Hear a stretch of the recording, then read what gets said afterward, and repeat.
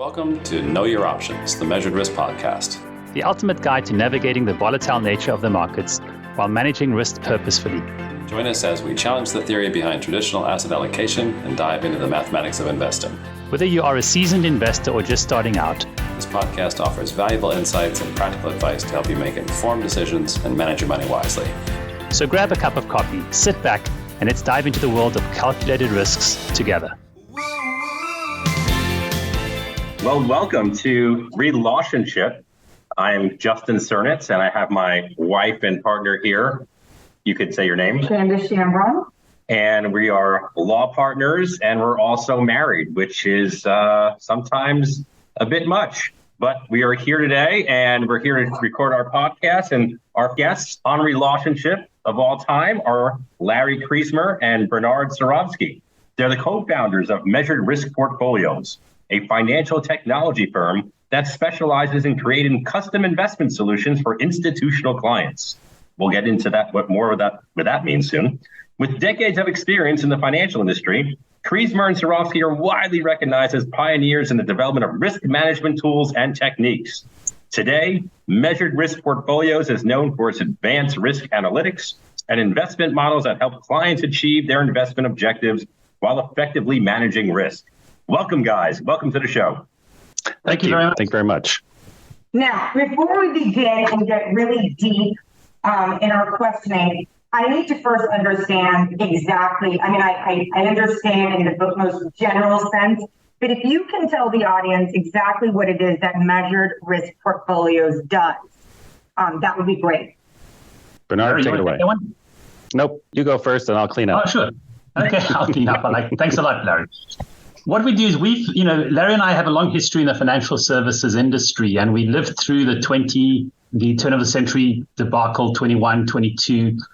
And we both came to the realization that the traditional portfolio construction, it doesn't give clients any peace of mind in terms of what will happen. Our crystal ball fell off our tables for all of us collectively many times. So we decided to rethink the way a portfolio should be constructed. And what we did is we took ourselves off to London to go learn how to do a particular strategy that is actually very common in Europe. And we were then able to bring that strategy over to the United States and do it in an open platform, meaning it's in a way that you can see it, which is completely transparent. And when things are going rough, when the markets get rough, we build a portfolio with a finite, predetermined downside at the outset. So instead of taking your $1 million portfolio and putting it into this, that, and the other, which who knows how they're going to perform, we take your $1 million portfolio and we put the bulk of it into an asset class that we're very, very certain about its performance with respect to the positive returns. And then we take a very small piece of it and we put it into another investment that we know the worst it can do is lose 100% of its value. But if it goes well, it can make more than 200 or 300%. And when we pair those two things together, where you've got the bulk of your portfolio in something very, very safe and predictable, and you have a small amount of your portfolio in something that can have explosive growth or go away, we know at the very outset when we pair those things together just how bad it can be. In terms of the upside, that'll take care of itself. So when the upside arrives, it will perform because of the pieces that we've constructed together. And, having sat with clients, go ahead, Eric. Yeah, and let me just say, what did Bernard say? Because the challenge in this type of arrangement is, wow, what did we just do? And I think that the recognition is that Bernard and I came to understand many, many years ago that the traditional market approach to diversification, putting small amounts of money into a lot of different things to try and avoid losing money, works when things are normal, and it doesn't work when things are not normal. And the problem is that when things are not normal, is when you need it to work. So this is literally like trying to build, the perfect umbrella that you can't get out of the house because it's raining. And so fundamentally, we had to do something different. And that different was literally scrapping the idea behind investing directly in the market. And we chose to, you have to do something different in order to get a different result. And so we went to a product that is sold by insurance companies, marketed and does millions and probably, billions of dollars a year in sales. And we just deconstructed it and made it available in a brokerage account. So that's the sort of high level.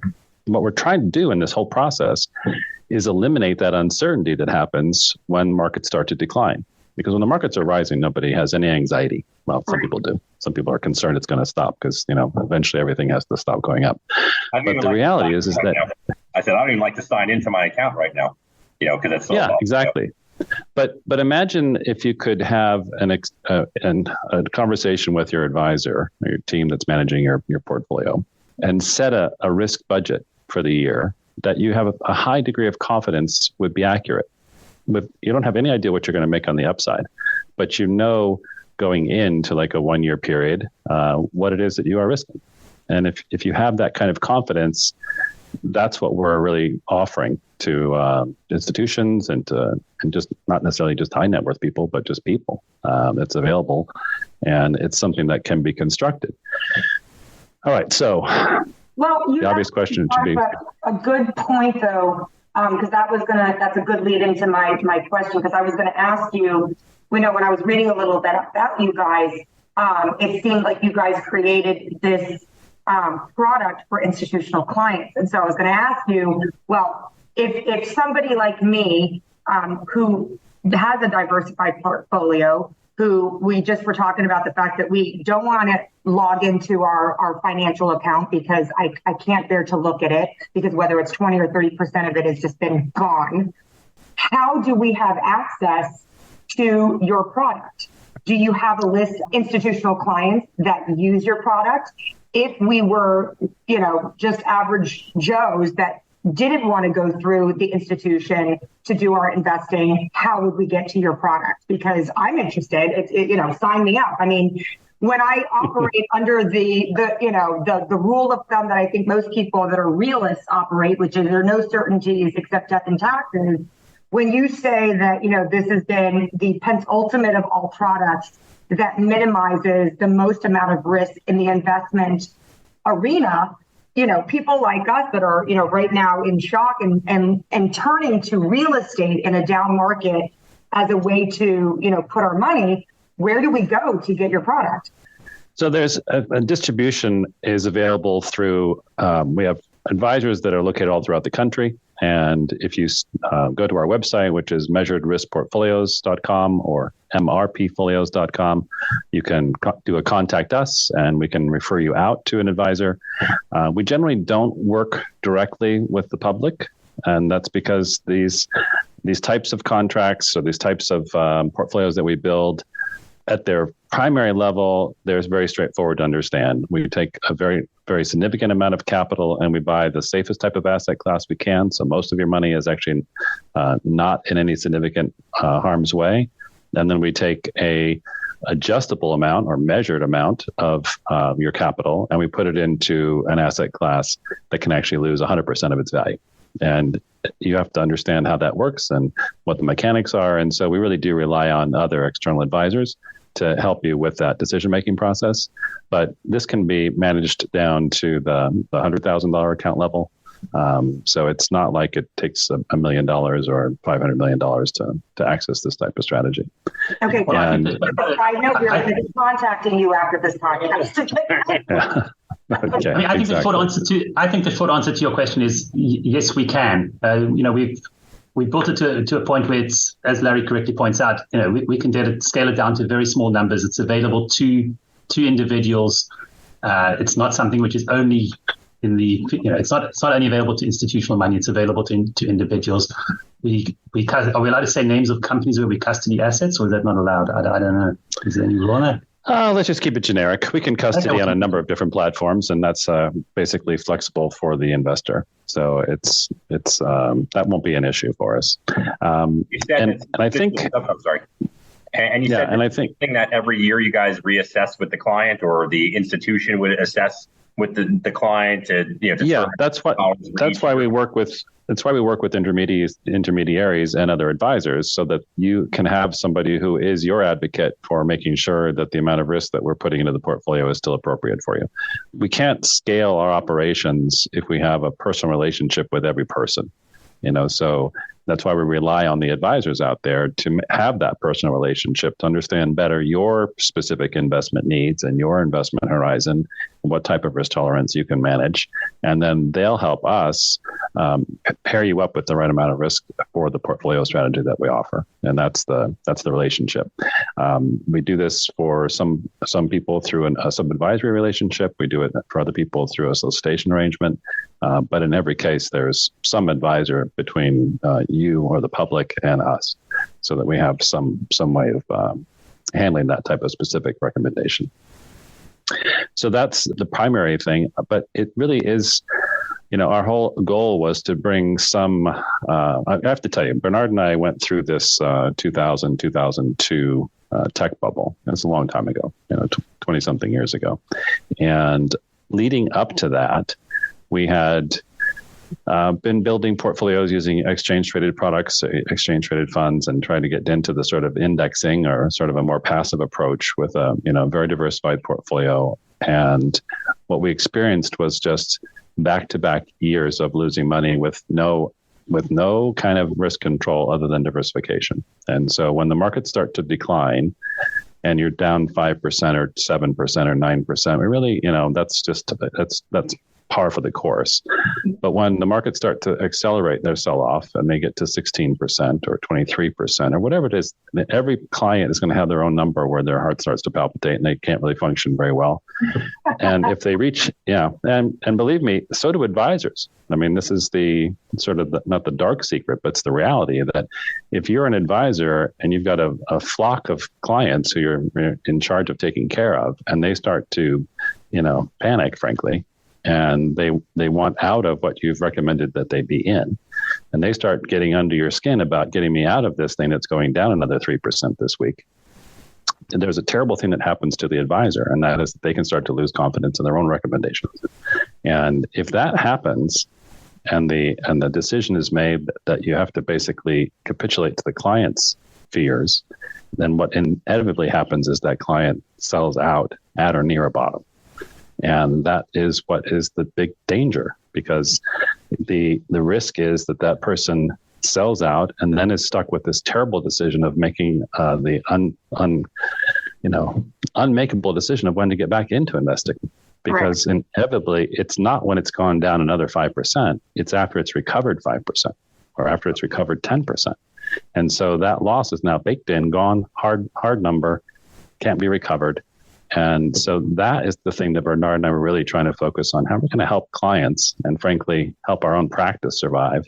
So when there is the inevitable big, bad bear market, that we're not going to be torn up by it, and that our clients wouldn't be torn up by it either. And that was the primary focus of trying to come up with something else besides just a mix of this new position. I mean, there are a whole host of assets that came out of the financial crisis and that came out of the tech bubble. We have managed futures and inverse products and products that go zig when the market goes zag. All of these things are designed to give us a bunch of tools that you can put through an optimization platform. And unfortunately, look backward and say, well, had I known what was coming, I could have built this portfolio, which would have performed beautifully. The problem is that's looking backwards. Right. And every investment you ever make is going to say past performance is not indicative of future results. I agree with that. That actually brings me to a great next point. So we're actually in a situation right now. So if you were to take the situation we're in right now, and part of our portfolio, or a big part of it, is with a big institution like Stifel, the question becomes, okay, how do we now pivot? How do we now recover based on what we now know is available by way of your product? Do I call the institution up that I have a huge part of my portfolio in and say, hey, Stifel, are you using, measured risk portfolios products? And if not, can you get it? Or what does the average folks like us do when now we know that this exists, your product? We're stuck in, where we're at. How do we pivot? How do we make it better? Yeah, so it's a great question, that, and it's a two-part answer. In the first instance, you would contact them and say, hey, do you guys have this product and or can you get it? And it's a question of how significant is your advisor within the context of that entity. If they're if they're a tiny advisor in a very big firm, they're probably going to be told, something not wonderful. If on the other hand, they're a major producer, they would reach out to us and we would then do the appropriate. 10 years ago? Like 10 years ago, he was on the cover of Barron's. Yeah. So I would like to think he's not a little guy.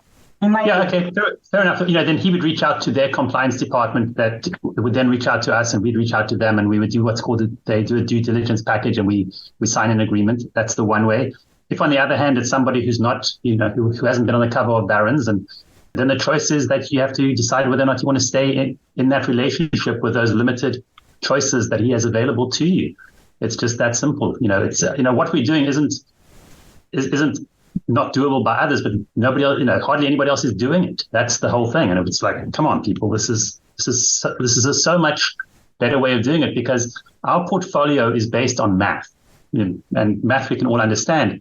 Meaning, when the market goes down 10%, you need to go up 11% to get back to break even, which is a pretty common return metric. When the market drops 20%, however, things are starting to get a little more interesting. You have to go up 25. So it's not this linear relationship. So when the market drops 50%, it's got to go up 100%. So now you're talking about a sequence of events that is, much lower probability of having a positive outcome.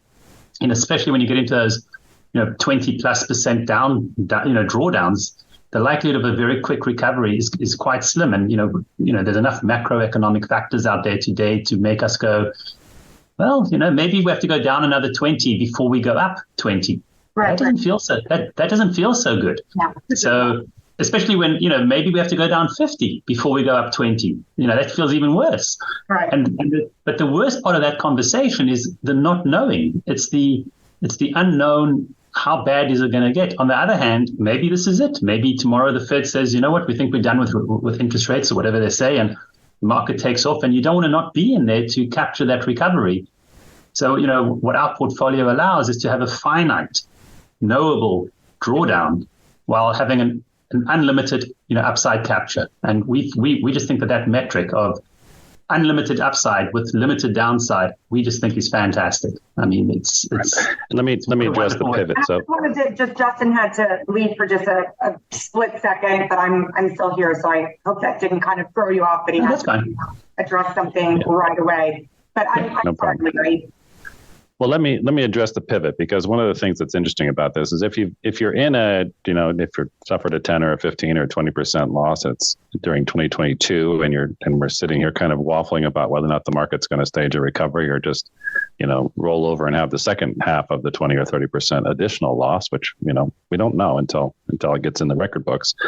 What we offer at any given moment, literally any moment in time, is the ability to set a new floor versus what you've got now. Because what a traditional portfolio has now is losses that they've already suffered and more unknown losses that could occur. Correct. Now, they can be mitigated by how much cash or other types of investments are put into the portfolio. So you can build a portfolio that might have only a projected drawdown of 6% over a period of rough time, but it's a projected loss that could, in theory, spiral into 16% loss or some number bigger than you anticipated if certain things don't behave a certain way. What we're able to do in a much more structured way is build a portfolio using things that are very transparent, so you can see what the moving parts are, to build you a new level of downside protection. And it's done through defining how much risk we're going to put in the portfolio. Now, that amount of risk that you put in the portfolio is directly related to how much participation you're going to get on recovery. So if you have only a small amount of risk today and the market takes off like a shot, you're only going to get a small amount of that participation. But the good news is it only takes about 10 to 15% of your portfolio at risk to have a pretty good shot at having a very strong participation rate in the market's movement. So you don't have to put 30 or 40 or 50% of your portfolio at risk in order to get that type of movement. And that's what we've been able to do now for, upwards of 15 years. We started the strategy back early in 2006, and we've been doing this for a long, long time now. So we've got a lot of market experience, a lot of history that we can share with people and document different time periods and be able to show how this thing works.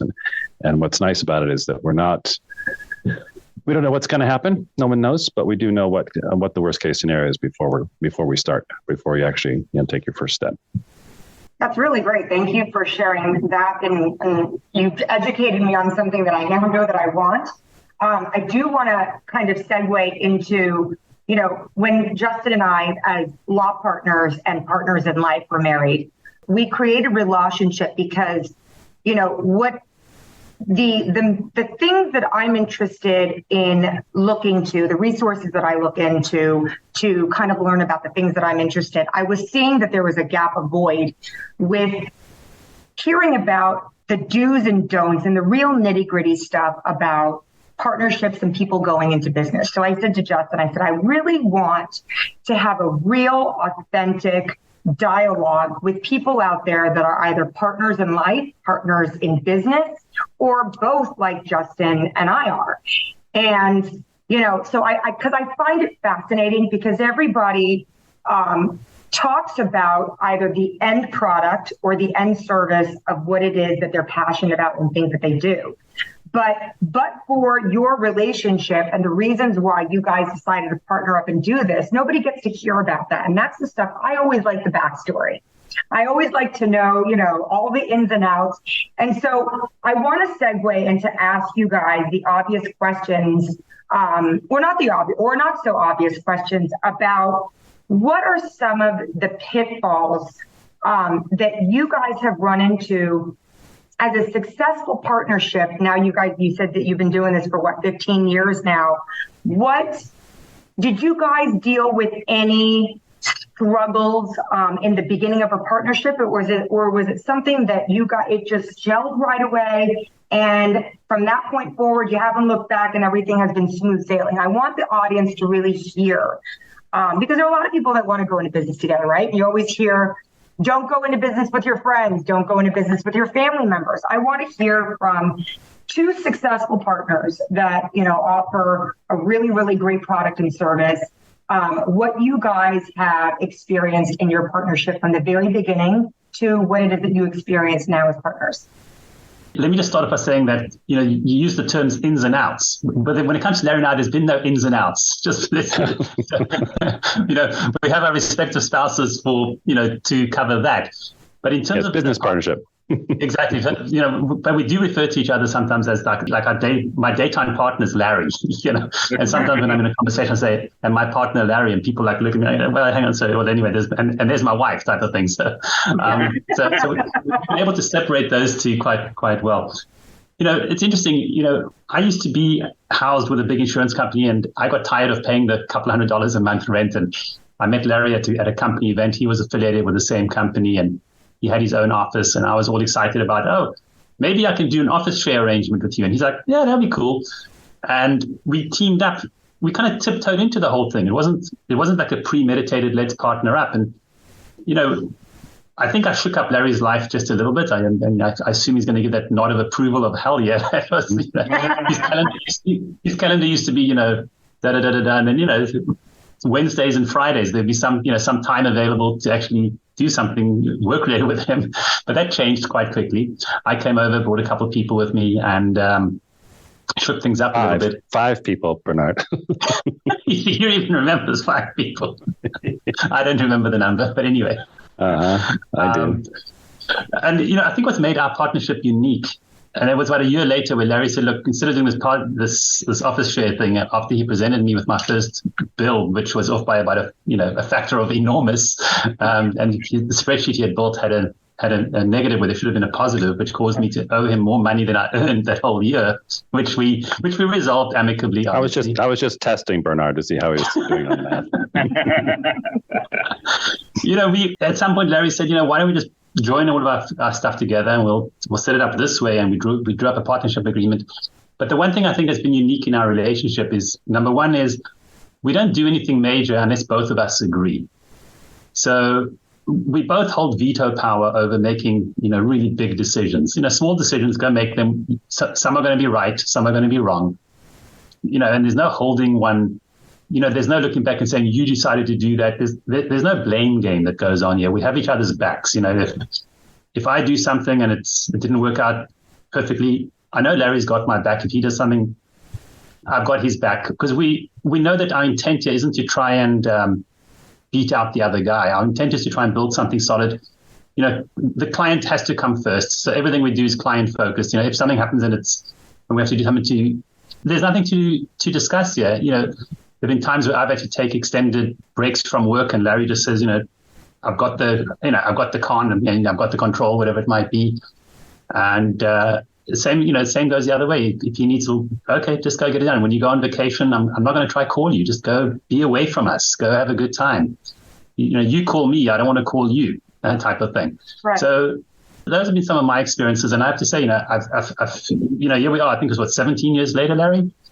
Yeah, right. Give or take a week or two, and we've actually almost killed each other. I think it's been 4 or 5 times, but one would think it's been because of anger, but it's the exact opposite. We've had these laughing fits that just break down into these hysterical bouts of laughter where we're both almost choking, and I've had to leave the room on more than one occasion. It's just... But I love that you're saying this, because that's exactly it. I kind of feel like most people in the business world feel like it has to always be about business.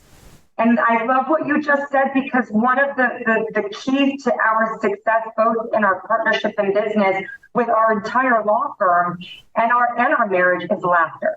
Is that we have a great sense of humor, and we know that it isn't always about business, because it can't always be about business, because we're human, right? I'm actually, you are very funny. She just talks more than I do. It's great. I said I'm like the Fred Norris on like this show. I may get like a word in on the once in a while. There you go. Perfect. Exactly. I know my role. It's also part of being the partner. I know my role.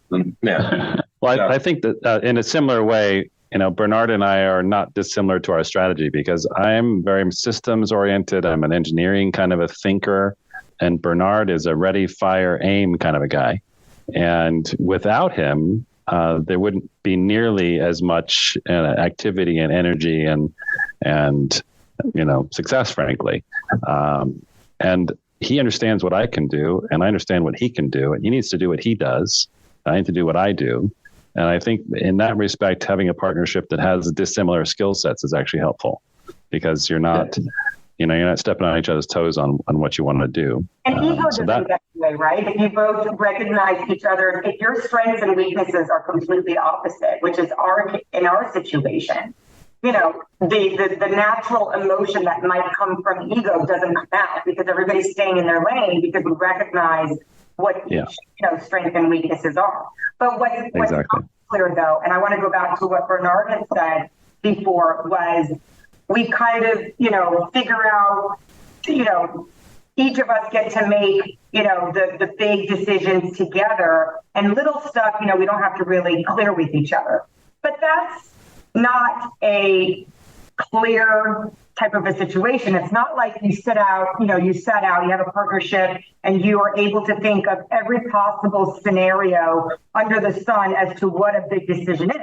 So when you don't have an established list, because that would be an impossibility of, what are big decisions, how do you guys go about determining whether something's a big decision or not? Because I could totally see in any situation where somebody says, well, in my mind, this isn't a big decision, so I'm just going to pull the trigger on this. And the other person's like, what are you talking about? This was a huge decision that you should have consulted me on. So how do you deal with situations like that? I mean, I'm going to take that on, because I remember the very first time Larry laid out, a rather what I considered princely sum on a marketing thing. I was like, what? But again, in the back of my mind is this thought of, is Larry's intent to do us harm, or is his intent to further our goals? Right. And in terms of to do us harm doesn't even enter the thought process for me. Like, Larry's not going to take an action that he deliberately believes is going to do us harm. He's not intentionally so he's doing it with the best of intention. And if it means we have to spend some astronomical amount on a marketing thing that I might otherwise have gone, whoa, I would have given him the time to talk to me in more detail about it. And then I would have gone, oh yeah, that makes sense.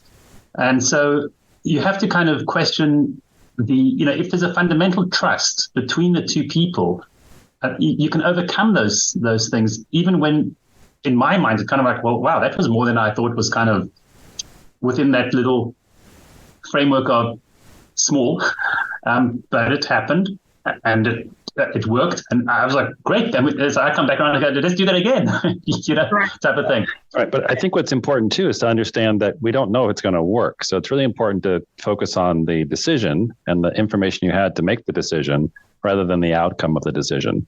And that's one of the things that Bernard and I think because we're traders and we are dealing with investment management, not every trade works out. Not every decision you make is a winner.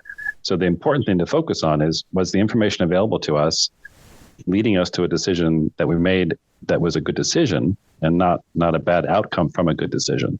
So that's really critical in your thinking when you're trying to figure out whether or not a decision made was good or bad. And one of my analogies is if you've been at a bar and you've been drinking too much and you have the choice of getting in your car and driving home or getting an Uber to take you home, clearly the Uber is the better decision. Right. Unless the Uber driver has been drinking and he puts you into an accident, right? Well, that's a bad outcome to a good decision.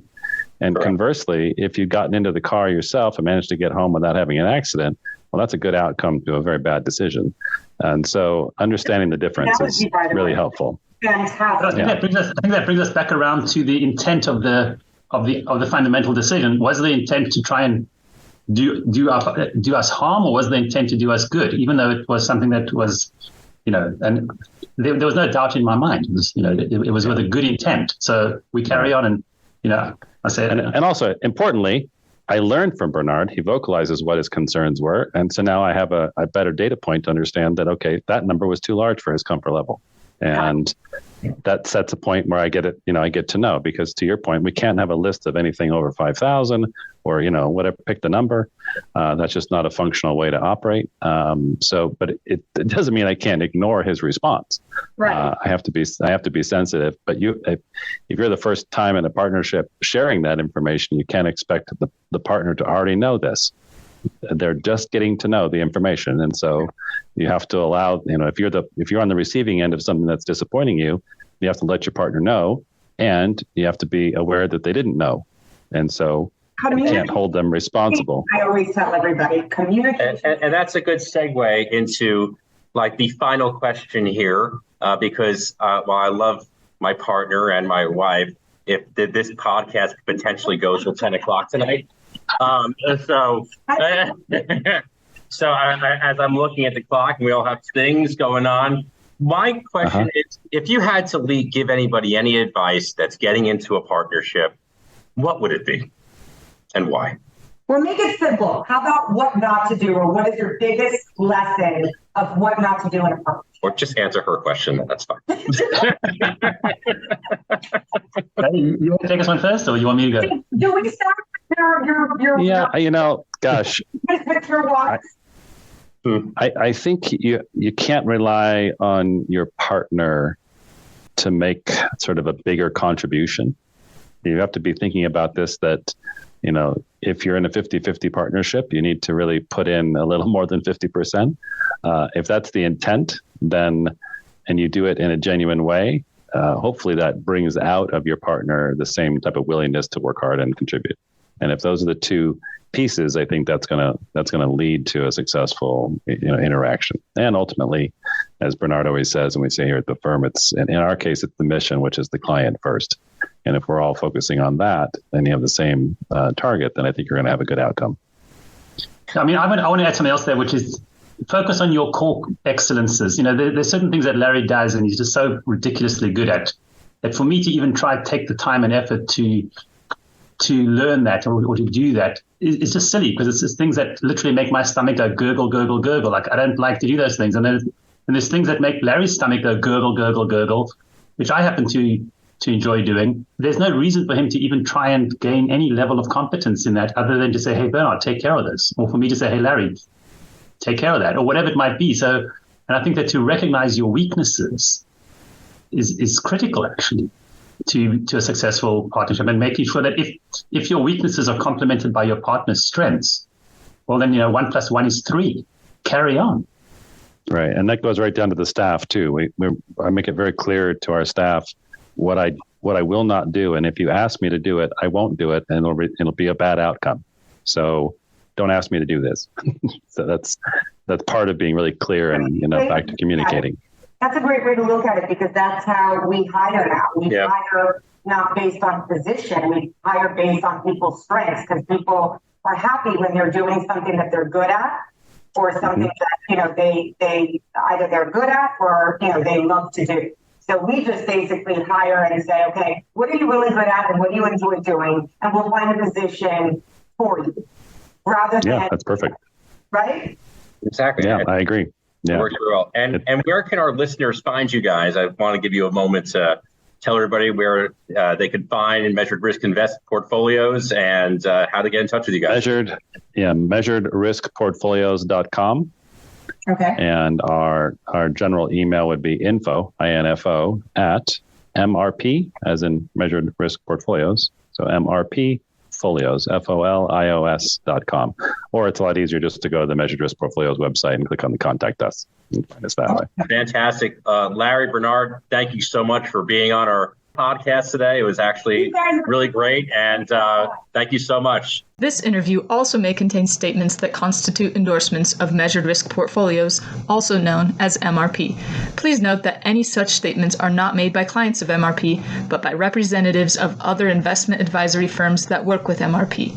No compensation was offered or given in exchange for these statements. However, a conflict of interest exists due to the incentive to give an endorsement in the interest of a good future working relationship between the endorser and MRP.